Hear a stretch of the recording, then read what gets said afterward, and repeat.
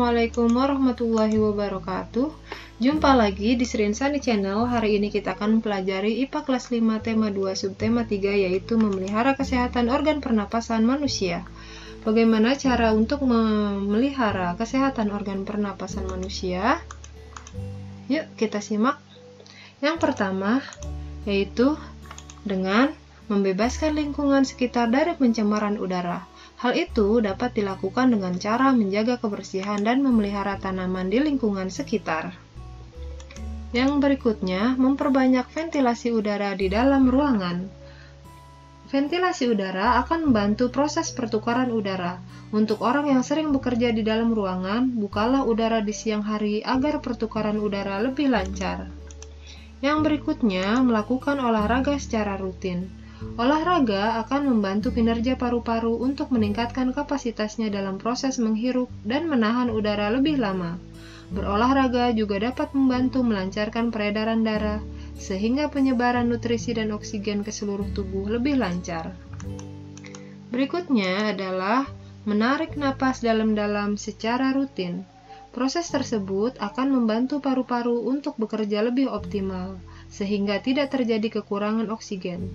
Semakin banyak pasokan oksigen ke paru-paru, maka paru-paru akan semakin sehat. Yang berikutnya adalah memperbanyak konsumsi sayur dan buah. Kedua jenis asupan tersebut mengandung banyak antioksidan alami yang berguna untuk menangkal radikal bebas yang memicu kerusakan organ. Yang berikutnya adalah istirahat dengan cukup. Salah satunya dengan tidur. Tidurlah selama 6-8 jam per hari. Saat tidur, sistem kekebalan tubuh kita akan meningkat. Selain itu, proses regenerasi sel juga terjadi saat tidur. Tidur berkualitas akan membuat tubuh kembali bugar pada saat bangun. Kemudian, menggunakan masker saat bepergian. Jika kalian bepergian menggunakan sepeda motor atau berjalan kaki, gunakanlah masker agar asap kendaraan bermotor atau debu tidak masuk melalui organ pernapasan. Berikutnya, tidak merokok dan tidak bergaul dengan perokok. Bergaul dengan perokok berarti ikut menghisap asap rokok secara tidak langsung atau disebut perokok pasif. Perokok pasif lebih berbahaya daripada perokok. Merokok terbukti menyebabkan berbagai penyakit, termasuk penyakit organ pernapasan. Ribuan toksin yang ada dalam rokok akan tertimbun di paru-paru dan menyebabkan kinerja paru-paru tidak lagi optimal. Yang berikutnya, jangan minum minuman beralkohol.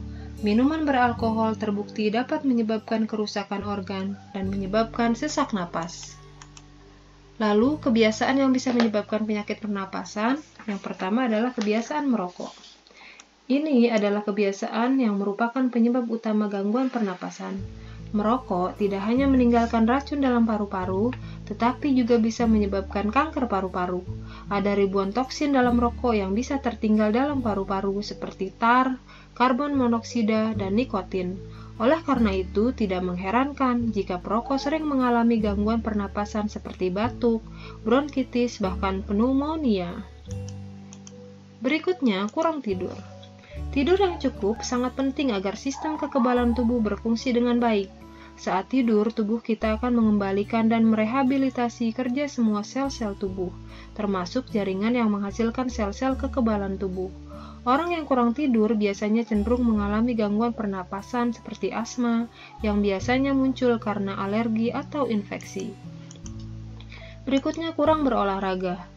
Jika kondisi tubuh tidak fit, kemungkinan besar itu diakibatkan oleh kurangnya olahraga. Kurangnya gerak dan olahraga menyebabkan aliran darah tidak lancar sehingga nutrisi bagi sel-sel, jaringan, dan organ tubuh sangat minim. Berikutnya, kurang minum air. Air bagi tubuh adalah bagaikan oli bagi mesin. Tanpa air, organ-organ kita akan seret dan tidak berfungsi dengan baik. Jika organ bekerja terlalu berat tanpa adanya asupan air, tentu organ-organ tubuh kita, termasuk organ pernapasan, cepat atau lambat akan aus.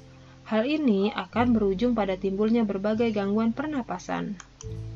Berikutnya adalah pola makan kurang nabati. Tubuh kita tidak hanya membutuhkan karbohidrat, lemak, dan protein untuk bisa berfungsi dengan baik. Zat-zat gizi lain seperti mineral, vitamin, dan zat-zat nabati lainnya juga diperlukan tubuh untuk mengatur fungsi dan cara kerja tubuh. Karena itu, kita perlu bahan makanan yang hijau, sayur, dan buah yang tidak hanya kaya vitamin dan mineral, tetapi juga bermanfaat karena kandungan seperti glikosida, anthraquinon, dan flavonoid. Berikutnya, kebiasaan yang bisa menyebabkan penyakit pernapasan adalah stres.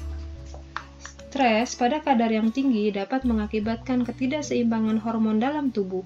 Akibatnya, sistem metabolisme dan daya tahan tubuh akan menurun. Berkurangnya daya tahan tubuh seringkali berujung pada infeksi dan gangguan pernapasan.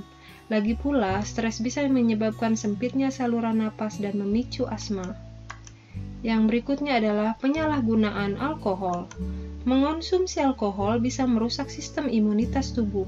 Jika kekebalan tubuh lemah, organ-organ tubuh akan lebih mudah mengalami infeksi, terutama infeksi yang paling mudah menular yaitu lewat pernapasan.